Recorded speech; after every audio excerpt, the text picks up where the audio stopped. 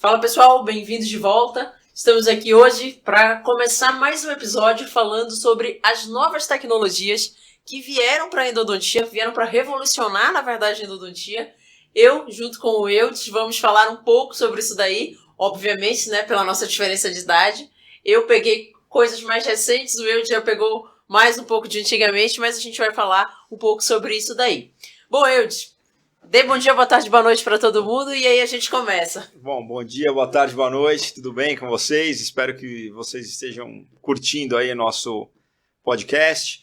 E hoje a gente vai falar sobre novas tecnologias que também não são tão novas assim, né? E algumas que são mais novas, mas a gente vai falar de certa maneira sobre os avanços que nós tivemos nos últimos anos, nos últimos 30 anos, e as diferenças que hoje a gente consegue obter nos tratamentos, inclusive com relação ao prognóstico, graças a tudo isso que mudou nesses últimos anos. Isso é porque é engraçado, porque a gente vai falar de um tema que, na verdade, me fez te conhecer, né? Que você foi dar aula lá na USP de novas tecnologias. E isso a gente está falando de 2007. E nessa época, assim, eu fiquei encantadíssima, porque imagina, eu tinha acabado de me formei em 2006. Entrei na especialização, acho que eu tinha 3 meses de formada, bem, saindo da graduação. Acho que assim, a coisa mais tecnológica que eu vi tinha sido o movimento oscilatório, que eu acho que era um francês que se usava, era um contra-ângulo que fazia o oscilatório, não lembro o nome. Mas tinha o Endo-Res, eu acho. Puta, a Ultradente tinha lançado Eu não lembro o nome. Eu sei que eu fiz uma iniciação científica com isso daí, tinha sido a coisa mais tecnológica que eu vi na graduação. E aí, quando eu entrei na especialização, assim, começou a se falar de rotatório na época, a gente não tinha raio-x digital. Eu acho que a coisa mais tecnológica que eu vi, assim, na especialização foi o rotatório e o microscópio que tinha, mas ficava lá jogado num cantinho, até a tua presença ilustre aparecer e ser tipo um divisor de águas. Quando eu assisti a aula, você começou a falar, puta, uso de ultrassom, raio-x digital, rotatório na época, né? E aí você veio muito com magnificação. Eu falei, não, pera lá, que aí eu vou pegar esse microscópio e vou levar lá pro meu cantinho ali no box. E aí eu lembro que eu sempre chegava cedo na faculdade e puxava o microscópio. E, obviamente, né, era aquela dificuldade de usar, até porque na especialização, como a gente trabalha só, essa visão com o microscópio, ela é muito complicada para quem está trabalhando sozinho e não tem a menor habilidade ainda. E aí é treino. Só que é chato, né? Vamos combinar que assim, esse primeiro momento... Não, você tem a curva de aprendizado, exato, que ela pode ser de 6 meses a 6 anos. Depende da orientação que você recebeu. É verdade. E aí eu lembro que na época que eu comecei a fazer SP, a gente usava ProTaper universal. Era o que eu mais utilizava assim, na faculdade.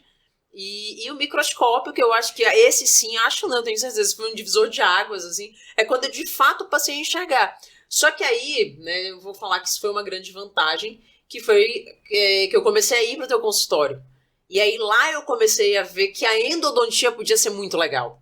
Porque, vamos combinar, endo de graduação tem nada a ver com a endodontia que se pratica no consultório, né? Você vai rezando, levando o paciente ali com babador, com o isolamento, enfim, com aquelas limas penduradas dentro do canal, rezando para a tua radiografia funcionar, né? Que é uma caixinha de surpresa ali. E aí, quando eu comecei a ver, entra no teu consultório, aconteceram 2 coisas, na verdade. A primeira, que assim, eu falei, caraca, a endodontia, ela pode ser muito previsível e ela pode ser muito legal, desde que eu tenha tudo. E a segunda coisa é que eu te achei um louco, né? Que eu lembro até hoje, assim, que eu fiquei muito surpresa, você estava tratando, eu acho que era um molar superior que você estava fazendo, e eu lembro que você fazia uma coisa que não se fazia na faculdade, porque a gente acreditava no famigerado coto pulpar, né? E aí você estava passando a lima para fora do forame, era uma F2, e eu só pensando, falei, cara, esse cara é louco. Como que ele tá botando essa lima pra fora do canal? Só pensando, né, no pai se revirando de tudo, caixão, assim, cara, o coto. E aí eu lembro que eu olhei pra ti e tu me olhou assim e falou, que foi? Tipo, eu tava assustadíssima, achando que tu era louco. Eu acho que eu perguntei, ué, você nunca viu isso? E eu desesperada. Mas enfim, essas foram as mudanças, na verdade, que eu peguei da graduação para a especialização. Foi a entrada, né, dos rotatórios e o uso do microscópio. Enfim, você pode falar... Na graduação vocês não usaram rotatório? Não, a gente não usava rotatório. Era só instrumentação manual. E eu usava o oscilatório, mas porque eu estava fazendo parte de um grupo de pesquisa. E você pode falar muito mais, né? Que você viveu aí praticamente toda a revolução da endodontia, né? Eu peguei uma época que foi muito diferente, né? Se for imaginar, a gente trabalhava com lima manual só. Para quem não sabe, a lima manual é aquela que você pega na mão, né? Você vai lá com a mão mesmo e fica fazendo um movimento de instrumentação, que antigamente se fazia muita limagem. Então você ia fazer um canal, é como se o cara pegasse a sua cabeça, segurasse e ficasse fazendo assim, né? E na verdade não deveria ser esse movimento exatamente que a gente deveria fazer, né? Para preservar o trajeto do canal original, né? Você vai ampliar ele, se você fizer muita limagem, você vai retificar o canal e vai ter problemas. Mas enfim, essa é uma outra história. Mas eu peguei essa época manual, aprendi a trabalhar assim. Depois a gente mudou um pouco a lima, usou uma lima que chamava Flex R, que era uma lima que tinha a ponta não ativa e a secção triangular, que era da técnica lá das forças balanceadas do Roen. E aí você fazia um movimento oscilatório com a mão, né? Que a história do oscilatório já veio há muitos anos atrás, tudo é baseado no que o Roen publicou, e depois eles fizeram isso automatizado, mas já começou lá nas forças balanceadas. E aí eu aprendi a fazer forças balanceadas, comecei a ter um pouquinho mais de previsibilidade, mas a gente usava raio-x convencional, né, com filme, película, que tinha que revelar, que é aquela perda de tempo, né, que você ia lá, fazia, às vezes a radiografia não estava boa, daí você tirava outra e revelava. Eu até aquecia um pouco o líquido, o revelador, para ser mais rápido, né, para a gente ver rápido aqueles aquecedores de café, né, botava para aquecer hipoclorito e revelador. E aí a coisa era um pouquinho mais ágil, mas enfim, era meio complicado fazer tudo manual. Mas assim, para mim sempre o pior de tudo foi a condição que a gente tinha para visualizar as coisas. Então assim, as minhas primeiras cirurgias, as duas primeiras, a dificuldade foi muito grande, porque a gente não conseguia distinguir o que era ápice do dente, o que era osso. Foi assim muito complicado, muito sangue, muito tecido inflamatório. E ou seja, você não enxergava nada. E para fazer um acesso num canal também era aquela dificuldade, né? Porque se você pegasse, então, naquela época, a turma tinha muita prótese metálica, né? Ou era metalocerâmica, ou então eram próteses de metal inteira, incrustações e tal. Então você furava uma incrustação daquela, era muito escuro na região do canal. E você não tinha essa iluminação também que o microscópio te dá, né? Porque o microscópio te dá magnificação e iluminação, né? E postura, mas ele não tinha essa questão a gente tinha dificuldade, tinha um refletor, colocava o espelho, tinha gente que trabalhava com fibra ótica, tinha uma caixinha de fibra ótica pequena que colocava dentro da câmera pulpar para conseguir enxergar melhor, mas não era uma coisa muito simples de você fazer, porque você coloca a fibra, só que você não enxerga o que está lá dentro. Essa que é a dificuldade, né, de você iluminar. E aí veio outra questão também, né? Eu lembro que logo depois do microscópio veio a história de um... Eles adaptaram um fibroscópio para trabalhar na endodontia. Então você fazia a cirurgia, você tinha um fibroscópio que eles chamavam de endoscópio. Não era endoscópio, porque o endoscópio já tinha... enfim, tinha um nome lá que era para endodontia especificamente. Só que você ia lá, colocava esse fibroscópio lá perto do ápice durante a cirurgia, tinha aquela imagem ampliada na televisão, mas você não podia trabalhar, manipular aquilo, entendeu? Então, para você manipular, você tinha que estar com o microscópio.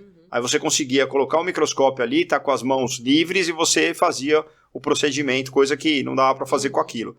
Mas, enfim, eu acho que a grande...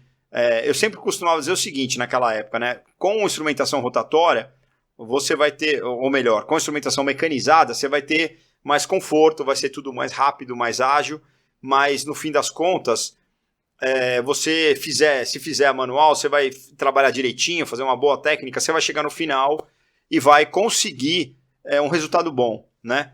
Agora, se você não enxergar o que você está fazendo, e deixar um canal ou dois canais para trás, você simplesmente já está afadado ao fracasso daquele caso. Então, a magnificação e a visualização que a gente teve, que a gente ganhou, foi uma coisa que para mim, foi um grande divisor de águas. Se alguém vier me perguntar qual foi o grande divisor de águas da endodontia, para mim foi o microscópio, sem pensar meia vez, foi o que fez mais diferença, né? Todo o resto a gente vai incorporar, tem muito conforto, tem mais precisão, mas, ou bem ou mal, o tratamento eventualmente vai acabar saindo, né? Mas é complicado isso. A gente fazia um teste antigamente, que era muito interessante. A gente tinha um curso lá na PCD, eu, o Carlos e a Débora, sobre... que era para especialista, a gente já falou disso em outro episódio, mas a primeira vez que eles iam trabalhar com microscópio, a gente falava assim, olha, agora você vai pegar o teu caso, vai instrumentar o dente, vai fazer tudo certinho. Quando estiver prestes a obturar aquele canal, você nos chama. Daí a gente ia lá, ajustava o microscópio e via. Aí falava assim para o aluno, senta aqui e veja se você acha que está legal. Se dá para obturar um dente desse, né? Aí alguns achavam outro canal, outros viam que estava aquela sujeira, raspa de dentina, resto de tecido pulpar. Tava uma tragédia, ou seja, para ele, daquele jeito que ele costumava fazer, sem enxergar direito o que ele vinha fazendo, tava tudo bem, mas não era bem assim, né? Então esse era um teste que era muito traumático, porque as pessoas iam para os próprios consultórios depois e não tinha microscópio, né? E aí tinha que sofrer, né? Era aquela coisa que eles falavam, pô, a gente podia ter um remedinho para tomar aqui, para esquecer tudo e depois voltar para o consultório e vida normal. Mas isso que você está falando é engraçado, porque até hoje a gente acaba fazendo isso também, né? Com os alunos recém-formados e que vão para a especialização. Sim. Cara, é impressionante como você vê o brilho no olho deles quando eles conseguem enxergar. Sim, é outra história. Isso daí... Não, até para uma questão educacional. Se você faz um procedimento filmado ali com microscópio, com uma filmagem acoplada, e o aluno consegue ver o que você está fazendo, diz assim, aquela coisa de chegar na clínica e falar, olha, não, aqui, ó, para esse lado aqui, mas aqui aonde? Ó, o canal tá aqui nesse lado. Que lado? Ah, mais para lingual, mais para mesial, quer dizer, mas é tudo uma coisa meio... imaginativa. Imaginativa, ou no máximo o cara senta lá, enfia um explorador dentro, deixa lá e fala, ó, agora senta aqui, olha. Quer dizer, se você tem um microscópio ali, você com uma câmera, você consegue mostrar para o aluno ali, naquele momento onde está o canal, você consegue fazer o acesso na hora, para ele ver como você está fazendo o acesso, procurar o quarto canal, que, né, ao contrário do que todo mundo fala, a gente tem mais de 85% de chance de achar esse quarto canal nos primeiros molares superiores. Então, a gente fica aquela situação que é muito diferente, tanto no aspecto educacional como no aspecto clínico. Mas, assim... mas de qualquer forma, para mim o microscópio foi tão mais importante e foi mais ou menos na mesma época que os rotatórios foram lançados que eu confundo um pouco as coisas. Para mim, eu meio que comecei com os dois ao mesmo tempo, né? Aliás, com o microscópio foi até antes, porque a gente era obrigado a trabalhar ainda com lima manual por bastante tempo. Só depois de alguns anos é que eu comecei a trabalhar com rotatório assim, como rotina, né? Até o dia que eu abandonei assim, para fazer um dente que nunca tinham mexido, aí eu abandonei lima manual. Já não tinha mais, para mim, não tinha necessidade a uma certa altura aí do campeonato. Mas é óbvio, retratamento, casos complicados, que é a maioria das coisas que a gente faz, aí tem que usar. Mas é até engraçado, assim, você tá falando, as coisas se confundem para você da questão microscópio e instrumentos mecanizados. Na verdade, para mim, elas não se confundem, porque eu já peguei os dois, né? Quando eu fui trabalhar lá na Disney. Para quem não sabe, a Disney é o consultório do Eudes. E quando eu fui trabalhar lá, eu já peguei os dois. E sabe o que me surpreende ainda até hoje?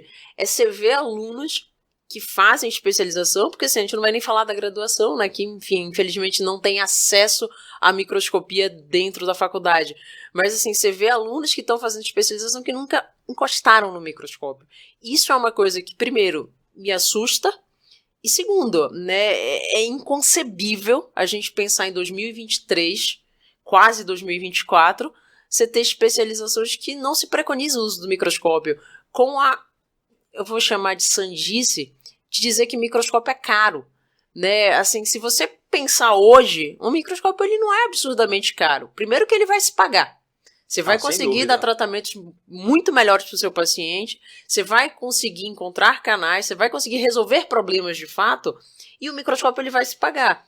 Agora, é óbvio que se eu pensar no microscópio das Zeiss top de linha, eu vou gastar X mil reais.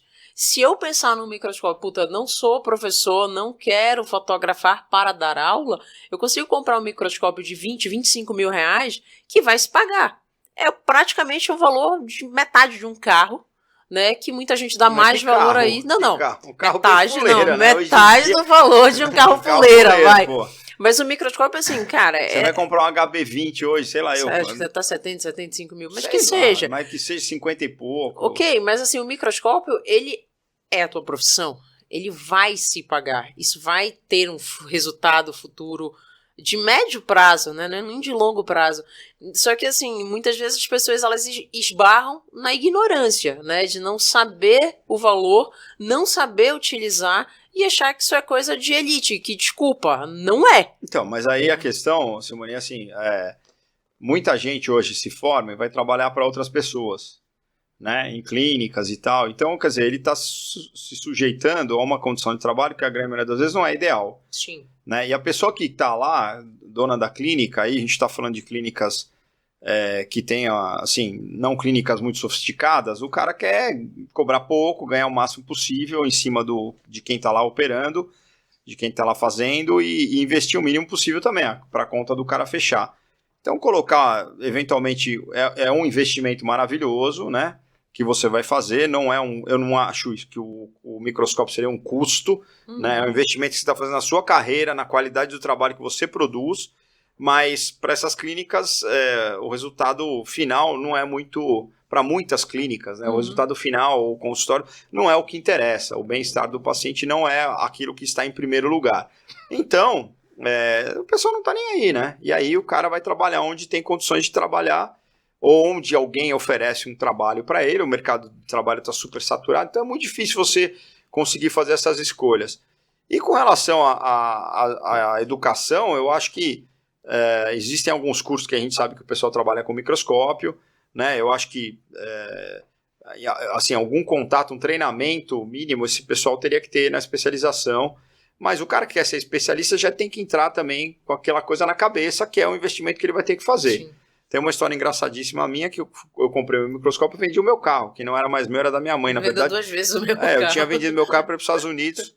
Aí, quando eu voltei, ela estava com o carro ainda, aí eu aproveitei, comprei uma pampa velha e fiquei com o microscópio e a pampa. E eu não estava nem aí de andar de pampa velha, né? Que era um carrinho bem ruim, diga-se de passagem. Mas eu estava feliz da vida, porque eu, na verdade, ficava no consultório a maior parte do meu dia, né? Sim. Eu usava o carro para me locomover. Hoje em dia, então, que essa geração mais nova, eu percebo que também não liga muito para carro. O carro, na verdade, vira uma despesa, é um problema, muitas vezes dor de cabeça, etc. É um investimento, um equipamento que você vai usar o dia todo, né, para todos os casos, e não só exatamente para endodontia, a gente tem que extrapolar isso também. O cara faz clínica, ele Sim. pode muito bem fazer preparos com microscópio, checar preparo, fazer dentística, vou tirar a cárie, vou ver. Então, assim, é um equipamento que multidisciplinar que te faz um ganho de qualidade extraordinário e que a gente deveria ver com mais carinho isso, né? Não a gente, porque a gente já está cansado. Sim. Eu, por exemplo, se não tiver o microscópio funcionando no consultório, eu não vou trabalhar. Não tem condição de eu trabalhar. Você entendeu? Não consigo. E não estou dizendo porque eu pego um monte de caso complicado, não, porque realmente eu não consigo. E ainda mais hoje, depois de 31 anos trabalhando, a minha visão não é mais a mesma que era quando eu era jovem. Então eu tenho, obviamente, mais dificuldade, apesar de ter uma excelente oftalmologista e tá sempre fazendo controle e tal. Sempre você vê, tô de óculos novo e tal, mas é complicado, né? A gente vai ficando mais velho.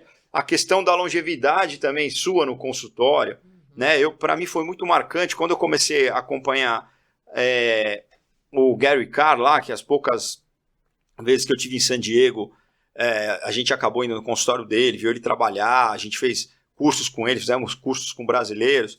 Ainda bem que o Kim não vai escutar isso, né? Ele não vai entender nada de português. Mas nessa época eu vi a dificuldade que esse cara tinha de problema na coluna, entendeu? Dele ter trabalhado tantos anos, todo torto. Então, assim, ele falava, nossa, se não fosse o microscópio eu já teria aposentado, né? Já não E não satisfeito com um, ele tem dois, né? Não, sei lá, na verdade tem vários, não, né? Dentro do porão lá da casa dele, que é o laboratório dele. Tem as geladeiras com eu cheguei lá e eu falei assim, não é possível, esse cara tem um Proergo aqui nesse porão. Tem um porão, porque eles fazem trabalho em dente extraído, tem microscópio eletrônico de Sim, varredura, tem nossa. microscópio eletrônico de transmissão. O porão dele é melhor que muita faculdade. Tem geladeira cheia de cabeça de cadáver para estudar. É melhor do que muita faculdade. Ali é uma Disneylândia. Ali é 2 tomógrafos, né? Ele tem um tomógrafo da Morita, tem um da Carestream. Quer dizer, tinha, né? Nem sei, faz tanto tempo que eu não vou lá, mas não sei. Mas, assim, ele é um cara que sempre falou que se não fosse por conta da ergonomia que ele ganhou com o microscópio, ele não conseguiria mais trabalhar. E aí as pessoas me perguntam, depois de 30 anos, desses 31 anos trabalhando, praticamente quase todos eles com microscópio, eu não tenho problema nenhum de ergonomia, de coluna, de dor. Eu estou absolutamente funcionando como eu funcionava há muitos anos atrás. É claro que hoje em dia, né, você tem um pouco mais de cansaço no final do dia, tem uma certa diferença, mas é isso. Então, eu acho que a questão da visualização é uma questão muito importante. Você vê que a gente vai ficar falando quase sobre isso nesse episódio, mas é algo que faz muita diferença. Aí vieram o rotatório que vem em 93, o primeiro sistema rotatório foi o Nietzsche, do Max Padden, né? Tem gente que acha que o primeiro foi o Profile, né? Que era da Tulsa, né? Que depois a Dentsply comprou, e que era do Ben Johnson. O Ben Johnson que desenvolveu. E o Max Padden, na mesma época, fez o Nietzsche, né? Que era um instrumento de titânio, que tinha lá a mesma estandarização, as mesmas cores e tal. O Profile também. Aí, aliás, o Profile depois lançaram o Profile 029, que tinha a conicidade diferente. Mas, enfim, foram os instrumentos pioneiros, junto com um instrumento que muito pouco se fala hoje, que é o Lightspeed, que foi o Steve Senia, falecido agora ano retrasado, ano passado, desenvolveu, que era aquele instrumento totalmente paralelo, não tinha conicidade, só parecia uma Gates de níquel-titânio, que teoricamente era para você fazer preparos apicais mais largos, porque ele sempre bateu na tecla de que a falha da endodontia está no ápice, no terço apical, e é ali que você tem que preparar, que faz todo sentido, né? Então eu usei muito o Lightspeed durante muitos anos, um instrumento excelente, infelizmente nunca veio para o Brasil oficialmente, e depois até acabou. Mas eram esses 3 sistemas que a gente tinha na época, e a gente, enfim, estava engatinhando ainda essa história. A gente usava um motor de implante. O primeiro motor de endodontia que eu tive era um motor que usava para fazer implante. A gente só diminuía um pouco o torque, e alguns tinham controle de torque, outros não, né? Eu acho que quando você ficasse mais experiente, você não precisava nem ter mais controle de torque, porque você conseguia sentir um pouco o instrumento para evitar que ele travasse, né, e quebrasse, que era o grande problema, porque as limas manuais a gente tinha um controle muito grande, porque na mão você vai sentindo, você não força, etc. Quer dizer, algumas pessoas forçam, né? Teoricamente, você aprende que você não pode girar ela 360 graus no canal. Não, dentro das forças balanceadas você mas assim, na graduação você não aprende forças balanceadas. Sim, não podia girar você instrumentos, gira. senão você levava dessa patada. Então, teoricamente, você não fratura por torção, né? Exatamente. Mas o rotatório ia lá e às vezes ele grudava em algum ponto do canal, torcia em volta do próprio eixo e quebrava. E era o grande problema dos rotatórios. Por isso que naquela época, qual foi a ideia? Era você fazer um preparo de terço cervical do canal, né, que é a entrada do canal, como diziam lá em Piracicaba, a embocadura, o professor Rodrigo falava embocadura do canal. Você desgastava muito ali para a ponta do instrumento rodar meio livre, porque aí você tinha menos chance de fraturar. Só que depois a gente também foi percebendo que esses desgastes cervicais... risco de fratura. Eram muito exagerados, você não precisava desgastar o canal naquele ponto. Como o Senia sempre bateu na tecla, a gente tinha que preparar bem o terço apical, né? Então acabava a gente fazendo o contrário, o terço apical ficava subinstrumentado, com medo de você fraturar o instrumento na ponta. E aí os instrumentos foram evoluindo no sentido de que cada vez mais você podia curvar, eles eram mais flexíveis com tratamento da superfície do metal, diversos tratamentos térmicos diferentes que iam deixar eles mais flexíveis e menos friáveis, né? E assim foi. Eu acho que de lá para cá já lançaram N sistemas, vieram sistemas reciprocantes, né? E até o conceito, na verdade... 2012, acho que foi, 2011. Na verdade, o Yared lançou, ele começou, eu lembro no Roots, o primeiro lugar que ele apresentou a ideia de reciprocante, ele fez uma modificação no motor usando uma ProTaper F2 ProTaper convencional na época, né? Que era o instrumento mais vendido. Eu acho que ele até fez um trabalho. Com ProTaper? Sim. Depois ele publicou e aí todo mundo ficou metendo pau, né? Não, acho que a Dentsply ficou muito incomodada na época, porque não queria que usasse a lima de forma diferente daquilo que era preconizado e tal. Mas eu sei que no fim ele lançou com a VDW as limas reciprocantes, né? A Reciproc. E foi em 2012, acho que o lançamento aqui no Brasil, com certeza, em 2012 foi o lançamento aqui no Brasil. E aí, enfim, o mercado só foi crescendo, das reciprocantes, das rotatórias. Hoje a gente tem inúmeros sistemas no mercado. E o conceito ele deu uma mudada também, né? Porque antes você fazia uma grande dilatação na embocadura do canal e de uns tempos para cá você começa a ver preparos mais menores, talvez, mais anatômicos, né? Se a gente puder falar assim. Existiu aí uma época também um pouco da... Você teve até um embate, foi com o Pecco Cantatore? Não foi o Cantatore, não. O Cantatore... Não, eu tive... Você falou alguma coisa e falou assim, mas isso aqui tá errado. Não, foi com o Castellucci. Castellucci. Não, porque ele teve aqui no Brasil para fazer o lançamento da ProTaper... Next. Não, a Universal. Universal. Aí eu falei, não, Castellucci, mas eu acho que essa lima tem um diâmetro muito grande, né? Principalmente no terço cervical, não tem necessidade, essas limas precisam ser menores e ela continuar dando opção mais grossa na tip dela, né? E aí ele, não, tá boa, tá ótima. Daí quando ele foi lançar, quando a Dentsply lançou a Next, ele veio e fez o lançamento da lima para os formadores de opinião lá. E aí eu tava lá na primeira fileira pentelhando ele o tempo inteiro, falando. Falei, mas é engraçado que quando o senhor esteve aqui há alguns anos atrás, estava bom, agora me diminuiu, o diâmetro ficou melhor, né? E ele dava risada e tal. Aí no final ele falou, cara, você é muito chato. Tem pra quem puxar também, meu chatice, tá vendo? E depois lançaram a mais, aí você vê que o diâmetro só foi diminuindo. Dentro da própria linha da Dentsply, você vê a ProTaper... A Ultimate é uma lima muito mais conservadora, delicada nesse sentido, mas é um metal diferente, que é passível de fazer dupla, tripla curvatura, é uma lima que também é muito segura. Mas enfim, hoje tem tanto sistema, tem tanta coisa, que é difícil você dominar todos e ter essa condição de ficar avaliando todos. Mas de qualquer jeito, enfim, as limas chegaram. E outra coisa também, né, assim, discutir limas eu acho até um pouco... Não vou falar essa palavra porque ela é muito, muito grossa, mas eu acho um pouco desnecessário, uma vez que a gente sabe que nenhum instrumento vai tocar em todas as paredes. Sim. Né? Você precisa dominar a cinemática do movimento, etc e tal. Só que essa discussão eu acho ela um pouco desnecessária. Assim, eu acho assim, a questão para mim nenhum instrumento é perfeito, nenhum instrumento, às vezes você vai ter até que misturar conceitos diferentes. Mas a gente tem instrumentos que são mais previsíveis no sentido, primeiro, de cortar. Sim. Entendeu? Então, vou comprar uma lima chinesa Xing Ling lá que não tem nome, não tem marca e custa 1/3 do preço. Beleza, mas essa lima corta? É a grande questão, né? Porque se não corta também... Essa lima quebra? Então, a segunda questão, essa lima tem um metal confiável? A metalurgia dela é de confiança a ponto de você colocar num canal com dupla curvatura e ela sair inteira, ela aguentar o tranco, ela vai ter... 1000 rotações dentro de canais, 500 rotações, ela vai aguentar isso, né?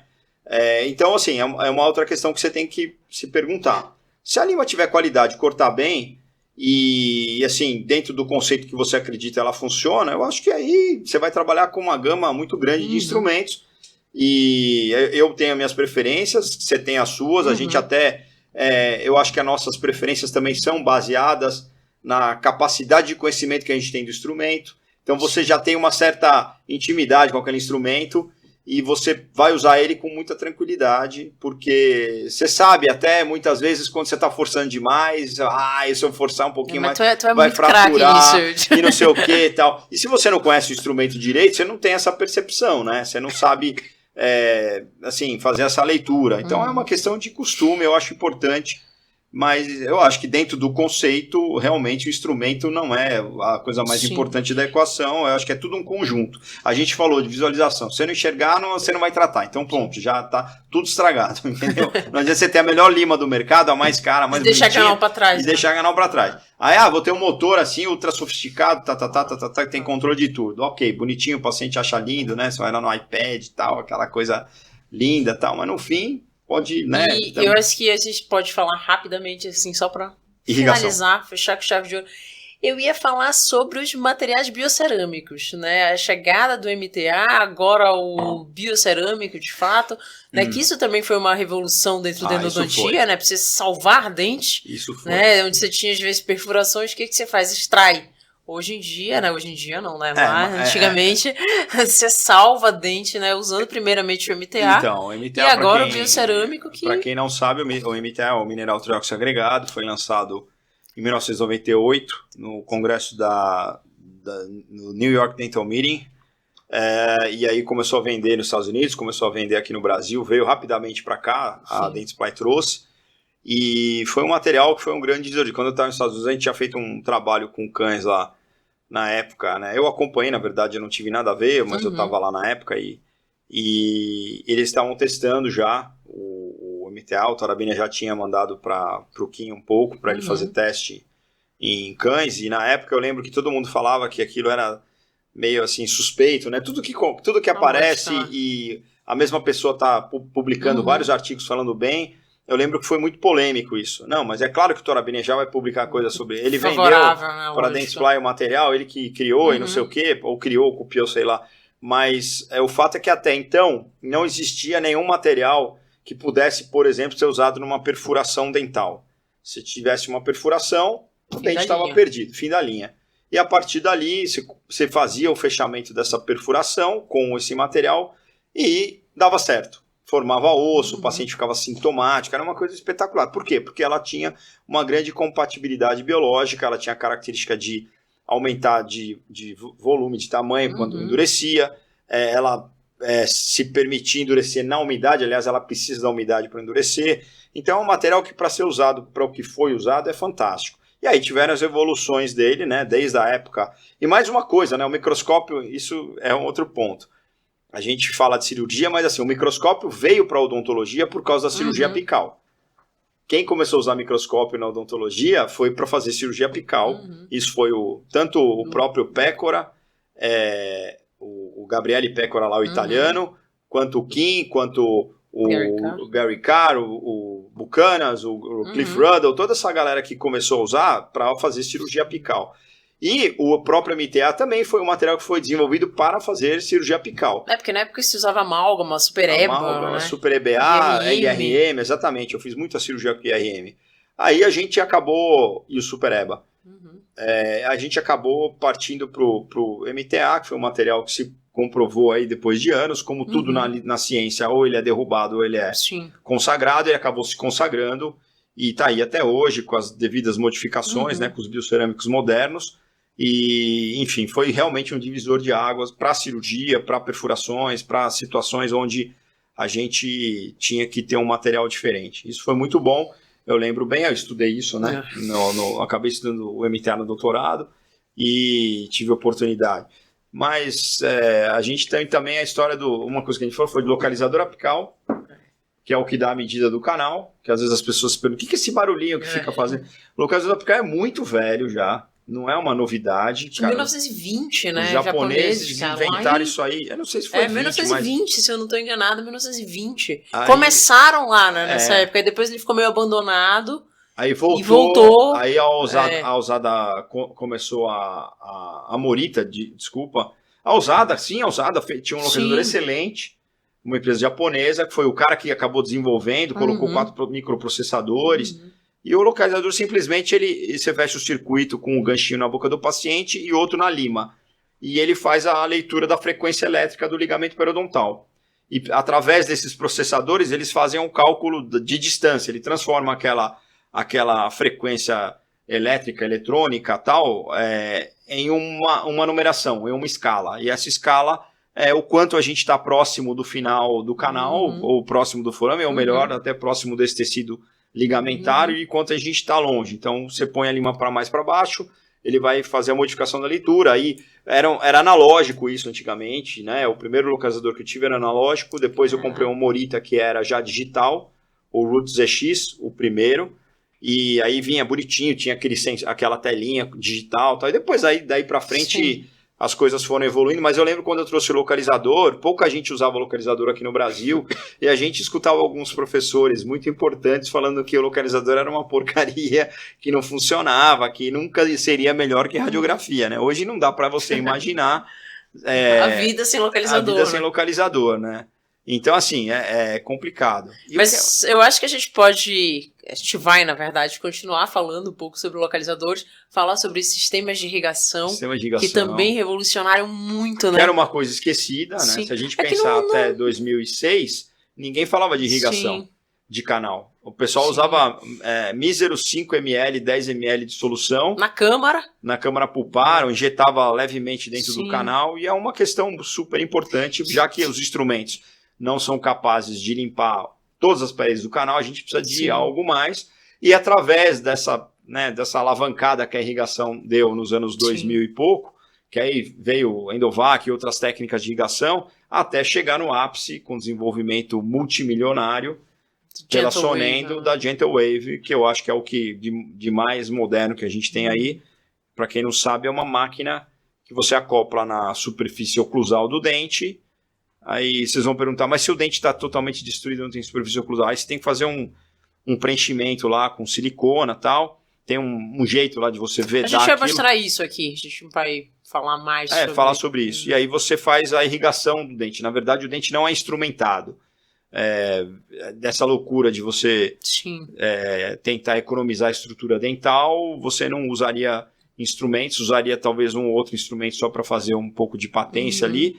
E aí vai usar o Gentle Wave e começar a fazer irrigação com duas soluções irrigantes que a gente usa normalmente. Aí você vai usar com volume muito maior dentro dos canais, e a máquina fica lá fazendo essa irrigação contínua por meia hora, 20 e poucos minutos, e depois você vai lá e injeta um cimento dentro do canal e o canal está pronto. Né? Não tem mais esse desgaste tão significativo com instrumentos como a gente tem feito. Só que essa máquina... Custa alguns milhões. Não, ela, hoje nos Estados Unidos acho que ela está em torno de $120 mil. No Brasil... É menos, né? 120 com... Não, é menos de 120. Eu acho que tá... Vamos falar aí mais ou menos 100 mil. Né? E você tem que trocar o kit a cada uso, tal, que vai ter um custo um pouco maior. Mas o fato é que eles não estão aqui no Brasil. Sim. Tá? Não tem interesse de vir. E agora... né, a gente também não sabe se a coisa tá andando, porque é como tudo na ciência, existem muitos trabalhos conflituosos aí com relação ao resultado, desempenho dessa máquina, que é um tratamento que seria bastante caro, é uma irrigação de luxo, né, e que, assim, alguns artigos já começam a questionar que a irrigação feita com aparelhos ultrassônicos e uma irrigação com volume maior se equiparam com a limpeza da máquina, sem ter o risco de você ter um acidente mais grave, que a máquina pode acontecer, porque ela injeta com uma certa pressão e tal. Então isso tem sido muito discutido, e eu não sei que fim vai dar, mas assim, a literatura até agora, depois de anos já que foi lançado, não tem nada, tirando o pessoal que é a panela ali que trabalha com equipamento. Muita gente não tem tido essa empolgação, e eu acho que é uma coisa que daqui a pouco eu não sei se vai pegar de verdade. Mas vamos ver, né? Vamos esperar lá. Seria um excelente instrumento para irrigar canal. Vamos esperar lá no parquinho da Disney. Vamos esperar. Né? Bom, mas eu acho que a gente pode dizer ou afirmar com bastante convicção que a endodontia foi talvez a especialidade que mais evoluiu nesses últimos 30 anos, né? Se a gente pensar como se fazia o canal antigamente... Sim. Não, a previsibilidade, aquela coisa, todo paciente tem esse relato, eu tenho que ir no dentista 5 vezes para fechar o canal. Às vezes o caso é muito complicado e você tem que fazer em Mas são exceções. Né? Mas são exceções. A regra é ser uma coisa mais ágil. Não há necessidade de ficar esperando, fazer teste microbiológico, ver se o algodãozinho sai com cheiro, sai sem cheiro. Mas não, aquela loucura eu acho que a gente pode afirmar isso. Mas, né, acho que a gente vai ter muita conversa ainda falando sobre esses temas específicos, porque é muita coisa. Não, eu falava até uns anos atrás que a endodontia com certeza foi a disciplina que mais evoluiu do ponto de vista técnico e até científico também. A gente deu um salto muito grande nos últimos 20 anos, mas hoje a gente tem uma concorrente grande que é a parte digital, né? Sim. Hoje o fluxo digital em consultório, que você trabalhar com scanners, etc., tal, também hoje tem um importante papel, né, dentro da odontologia, e isso também engloba uma tecnologia muito importante. Então, assim, eu acho que hoje estamos numa era muito favorável para várias especialidades. Se você pegar a pele também, a gente tem uma inovação em termos de tratamentos e, enfim, fatores de crescimento, alternativas. Eu sei que isso ainda tem que ser trabalhado demais, mas também são coisas promissoras. Eu acho que a gente é interessante, tá gostoso. É um negócio que, para quem gosta disso, é empolgante a gente ver a nossa profissão. Infelizmente, Simone, não é todo mundo tem acesso a isso, né? Por N questões, mas infelizmente as coisas espetaculares estão aí, mas muita gente não tem como trabalhar e usar isso, né? Então eu espero que a gente tenha um pouco mais de condições, né, nesse país aqui, se tudo caminhar para frente, que a gente possa democratizar um pouco isso também. Sim, esse acesso, né? Bom, mas acho que é isso, né? Por hoje. Por hoje é só, né? Isso. E esperamos vocês no próximo episódio. E fiquem ligados, porque a gente vai detalhar cada um desses tópicos que a gente falou aqui bem por alto. Certo? Certo. Tchau, pessoal. Tchau, pessoal.